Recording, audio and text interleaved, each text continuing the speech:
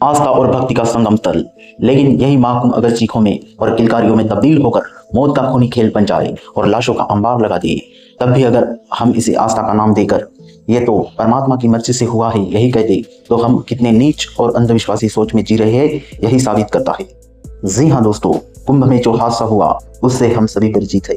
हादसा किसकी गलती से हुआ ये जांच का विषय है। कितनी जानी गई इसका भी कोई अंदाजा नहीं, लेकिन आस्था के नाम पर ऐसा खूनी खेल हो जाने के बाद भी जो लीपापोती का खेल एक पाखंडी शुरू कर देते हैं, वो लीपापोती का खेल शुरू हो चुका है। ये हादसा हो जाने के बाद एक पाखंडी बाबा धीरेन्द्र शास्त्री का एक बयान सामने आया। हादसे में मरने वालों को इनाम के तौर पर सीधा मोक्ष मिला है। मोक्ष से बड़ा और क्या हो सकता है, उनको मुआवजों की क्या जरूरत। एक यही बाबा नहीं, कई पाखंडी इस हादसे को जायज ठहराने के लिए लोगों की गलती साबित करने की कवायद में लग चुके हैं, क्योंकि उनको तो बस यही साबित करना है कि यह भगवान की मर्जी से हुआ है और भगवान से कभी गलती नहीं होती। वो सिर्फ अपनी गलतियों की सजा हमें देता है या अच्छे कर्मों के लिए मोक्ष दिला देता है। आस्था के नाम पर अंधविश्वास का खूनी खेल कैसे चलता है ये समझने के लिए आपको हम थोड़ा पीछे ले चलते हैं। याद कीजिए 3 मार्च 2010 का वो दिन, उत्तर प्रदेश के प्रतापगढ़ जिला मुख्यालय से 75 किलोमीटर दूर मनगढ़ के कृपालु महाराज के आश्रम में हुआ वो हादसा। कृपालु महाराज की बीवी के श्राद्ध का कार्यक्रम था।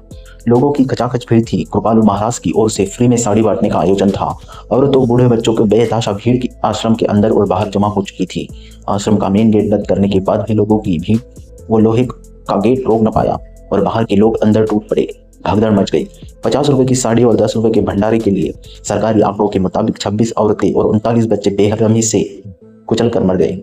हादसे के बाद यही हुआ, सरकारी लीपापोती का कार्यक्रम शुरू हुआ। मरने वालों को 2-2 लाख का मुआवजा, जांच का आदेश, लेकिन आज तक 15 साल बीत जाने के बाद भी कोई दोषी नहीं, किसी को कोई सजा नहीं।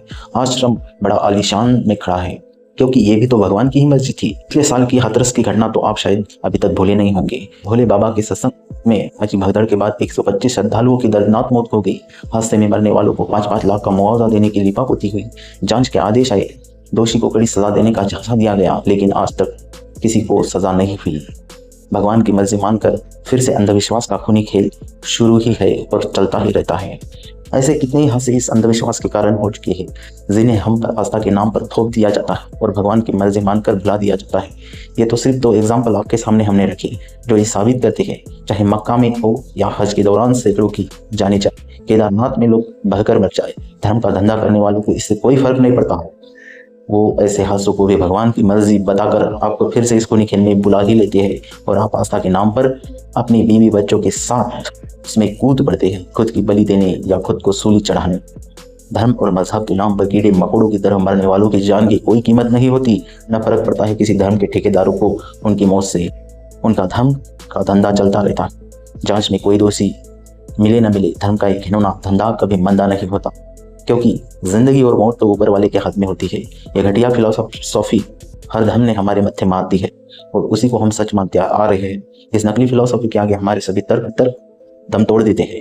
इसीलिए दोस्तों, जागो और ऐसे अंधविश्वास से बाहर निकलो, तभी हमारे नेक्स्ट जनरेशन आने वाली पीढ़ियों का भला होगा। जय हिंद, जय विज्ञान।